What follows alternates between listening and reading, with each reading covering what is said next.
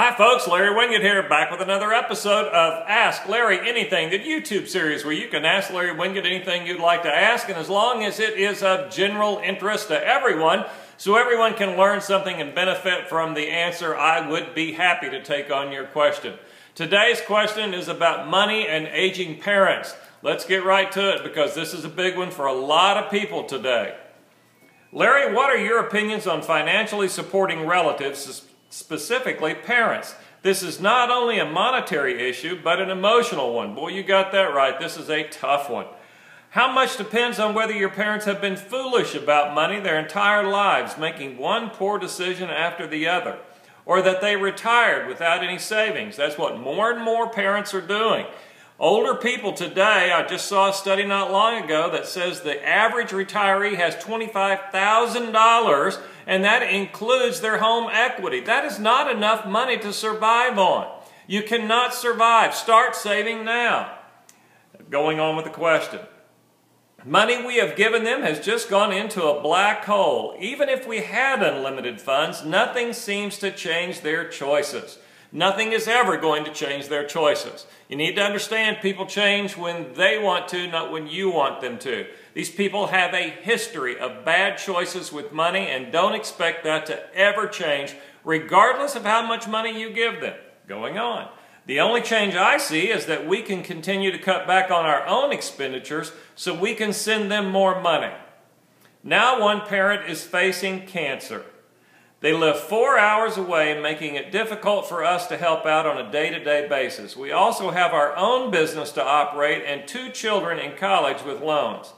My, this is a mess. My husband has hesitated to talk to his parents for fear of his judgmental and frustrated attitude. Well, where would that come from? I don't blame him for being very frustrated in this situation. And he's afraid that they would be insulted and become angry and bitter towards him. He wants to have a good relationship with him. Of course he wants his parents to love him, but he's buying their love. And he needs to have that frank and honest, open discussion with his parents about the mess that they have put him in and compromised your family's future and your kids' future. They're in college. These are selfish people you're dealing with here. So, we don't give them money and feel guilty when they're out on the streets and unable to afford needed medication, or we make our own uncertain financial future even more tenuous. Sure doesn't seem like any easy answers. I would like to hear your opinions about this sensitive financial issue. Man, I am sorry. I really am. Okay, let's just start from the top.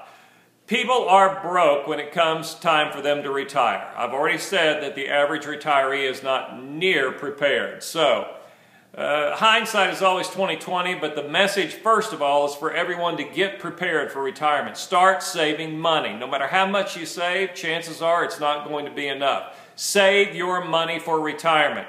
Remember this, the #1 cause for bankruptcy in this country and financial ruin in this country is because of medical bills.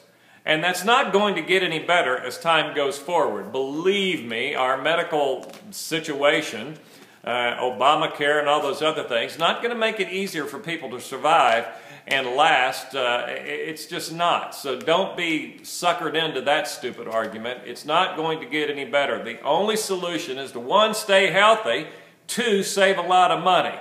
Now let's get to your real issue. Your husband needs to have a conversation. He needs to sit down with his parents and have a real long, heartfelt talk. One he should have had years ago when you first started having to support your in-laws and his parents. When you first started having to do that financially, that's when the talk should have happened. Now what you've done is you have added to the problem because now they rely on your money and they keep making bad decisions, and they're always going to make bad decisions. But now they're not making bad decisions with their money, they're making bad decisions with your money. You add on to that the problem that now one is in ill health and your guilt, and it is a mess. You have to make a decision at this point whether you're going to sacrifice your life and the lives of your children in order to take care of your parents. I agree that we all owe our parents a great deal, but one of the things we owe our parents is honesty. one of the things that we owe our parents is to let them know that they have put us in a bind because of their stupid decisions. This is about standing up to your parents. Now, when they're sick, you're going to want to take care of them regardless of what that means to you. I understand that. I get that. And if you made a decision to just sacrifice your own life in order to take care of the parents, I would certainly understand that. I would hate to see you do that, though. There's got to be some compromise. Are there other children who could come to their aid as well? That maybe your husband could call on a brother or a sister and see if they could help? Have you really, really researched all the different programs that are out there for them that might be able to come to their aid that, frankly, the rest of us are paying for? But there are a lot of government programs out there that maybe they can take advantage of. Are they shopping and doing the best to adjust their lifestyle, and somebody needs to work with them on that? You're in a tough situation, but you need to get in control of this situation. You can cut them off and feel guilty, or you can continue and feel resentment. I happen to think that resentment is just as dangerous and just as hurtful emotion as guilt is. First of all, sit down with your husband and have a conversation. Then both of you go to the parent and have a conversation and let them know just how it is for your family and for your kids and for everyone moving forward. Make some tough decisions, stick with it.